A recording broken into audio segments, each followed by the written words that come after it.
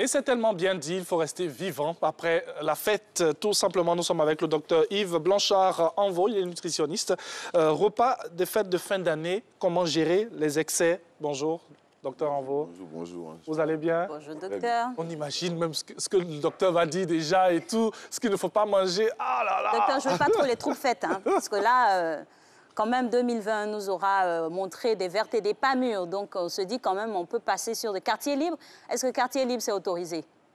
Quartier libre, c'est autorisé. Ne voyez pas la nutritionniste comme celui qui va venir pour tout barricader. Comme la sanction. Parce que sinon, on vient juste donner des indications, des alertes, voilà, pour Oui. ne pas qu'on puisse avoir, après la fête, avoir beaucoup de conséquences sur la santé. Voilà, c'est un peu ça. Tout à fait. Alors, c'est vrai qu'on parle de fêtes de fin d'année, on a envie de tout manger, on a envie de se mettre à l'aise, même les interdits et tout, pour une fois dans la vie. Alors, est-ce qu'il y a un préalable à tout ça? Alors par définition, au niveau de la nutrition, on tient compte de la santé et de l'état, de l'âge. On tient compte de plusieurs paramètres au niveau de l'alimentation. Avant de se lancer et à vivre à lui dans une fête, il faut tenir compte de son état de santé. Oui. Voilà, si ça va bien, on se lance. Mais dans tous les cas, il faudra faire attention à certains niveaux. Il faudra faire attention à ce que nous mangeons à ces temps-ci. Parce qu'on tient compte de plusieurs paramètres, notamment le sel, chez les personnes qui ont des cardiopathies ou bien ceux qui sont sous des traitements. Il faudra tenir compte aussi du gras. Donc, comme je dis, tenir compte de la santé, tenir compte du gras. Il faut tenir compte aussi de l'alcool. Et aujourd'hui, surtout des boissons énergisantes. Oui. Tenir compte de ces pas parce qu'aujourd'hui, la consommation devient très, très excessive. Donc, tenir compte de plusieurs facteurs de son âge, de son état, de ses activités ou bien surtout de son état. De certaines pathologies. On peut être diabétique, on peut être avoir l'hypertension et tout. Effectivement, voilà. Surtout comme c'est aujourd'hui, c'est un jour fixe aujourd'hui et puis demain. Tenons surtout compte de notre état physiologique et puis aussi de nos maladies. Très bien. Alors, vous nous ouvrez ici la lucarne pour pouvoir expliquer, en tout cas donner l'indication à chaque personne en fonction de sa pathologie, comment s'orienter pour vraiment festoyer en même temps. Donc, pour des personnes qui souffriraient, par exemple, de diabète en ce jour de fête, où elles se diraient, je peux quand même essayer de ne pas tricher en tant que tel, mais aller un peu plus dans les repas, qu'est-ce qu'il ne faut pas franchir également comme barre? Alors, il faut s'orienter vers quel repas d'abord et puis qu'est-ce qu'il ne faut pas franchir? Généralement, en ces temps de fête, alors, on remarque que les fruits sont les parents pauvres. On n'en mange pratiquement pas. Alors qu'on pourrait prendre une quantité, même faire des entrées. La meilleure manière pour un diabétique pour gérer ces temps, c'est de faire une entrée avant de manger. D'accord. Parce que, alors, une entrée constituée à base de légumes peut remplir l'estomac en apportant moins de sucre. Alors que si on se dit on veut tout manger, c'est-à-dire qu'on commence par des crèmes sucrées, la boisson sucrée, et puis encore le repas même qui est riche, ensuite n'oubliez pas que le riz contient beaucoup de sucre. Donc quelqu'un qui va faire par exemple les crèmes sucrées, qui va faire les jus sucrés, et puis en plus manger encore un repas sucré, vous allez voir que la personne peut alors faire un excès de sucre. Mais surtout, j'aimerais attirer l'attention de beaucoup de personnes, surtout diabétiques, parce qu'il y a des erreurs qu'on commet. Souvent, en ces périodes de fête, on peut oublier avoir fait son insuline. Et puis après, revenir faire encore l'insuline. Vous voyez un peu? Il faut être précis, il faut noter. Il faut noter, mais il faut être très prudent. C'est-à-dire que la personne est là, elle fait son injection. Et puis, comme il y a la musique à la fête, elle oublie, est-ce qu'il y a plus mon médicament? Est-ce qu'il y a fait mon insuline? Alors la personne va revenir encore piquer une deuxième fois. Ça, c'est très dangereux. La surdose. Alors, généralement, quand c'est comme ça, certaines personnes font des risques de hypoglycémie.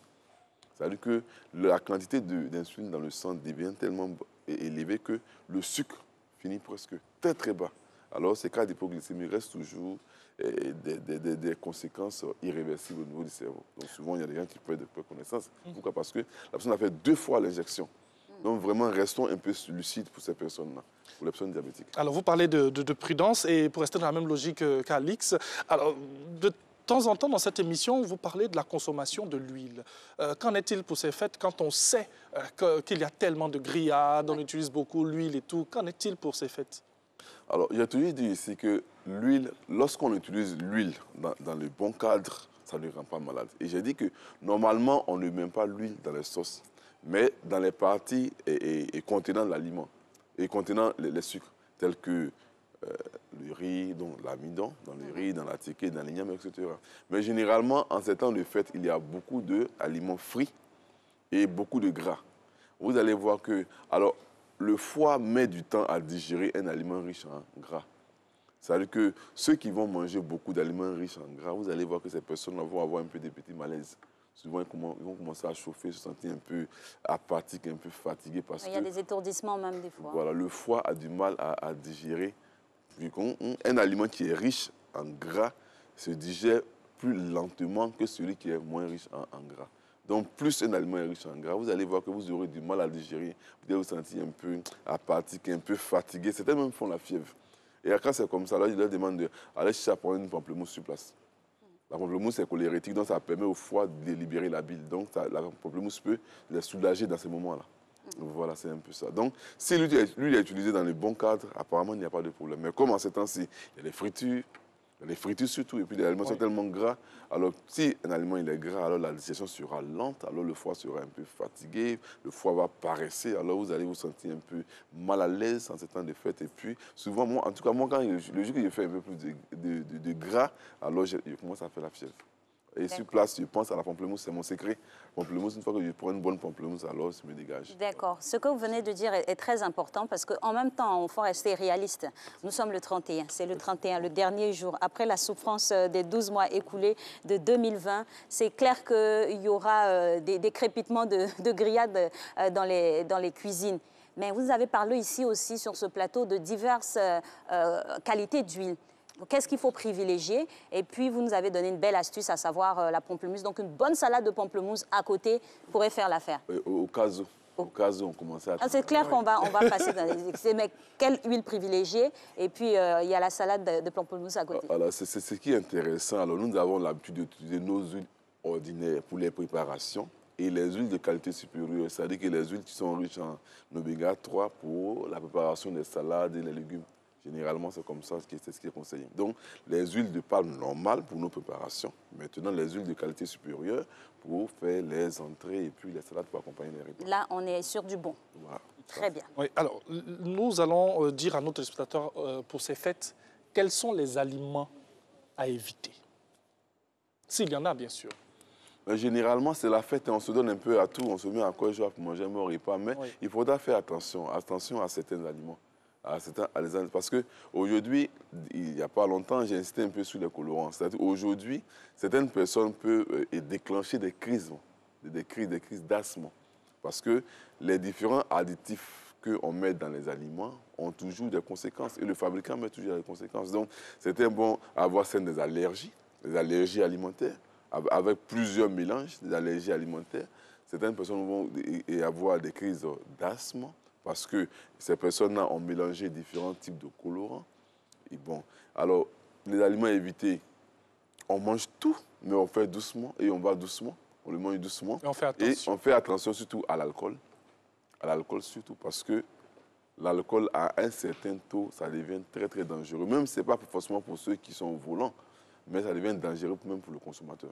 Alors, docteur, vous qui aimez les taux, les portions, les quantités, on parle de qualité, mais en même temps, il faut parler aussi de quantité. Justement, on aura vraiment une panoplie de mets. Comment les ingurgiter? Généralement, en ces temps de fête, ce sont surtout les protéines qui sont beaucoup consommées. Généralement, c'est de la viande, du poulet, voilà, du poisson, ouais, généralement. Alors, mais qu'est-ce qu'on peut dire? Pour bien manger, alors on mange doucement. On mange doucement, alors il faut apporter les protéines comme il faut, mais j'insiste souvent aussi sur les fruits aussi, parce que les fruits sont un peu acides, ça permet de bien digérer pour entamer le prochain repas. Vous voyez un peu, n'allons pas manger des repas, on mange, on a du mal à digérer, puis on accumule. Prenons le temps de digérer. Justement, le temps, là, c'est à quel moment? Par exemple, quelle est l'heure indiquée idoine pour pouvoir commencer le repas? Parce que ça va prendre toute la nuit. Aujourd'hui, disons-nous la vérité. C'est clair que c'est de ce soir jusqu'à demain.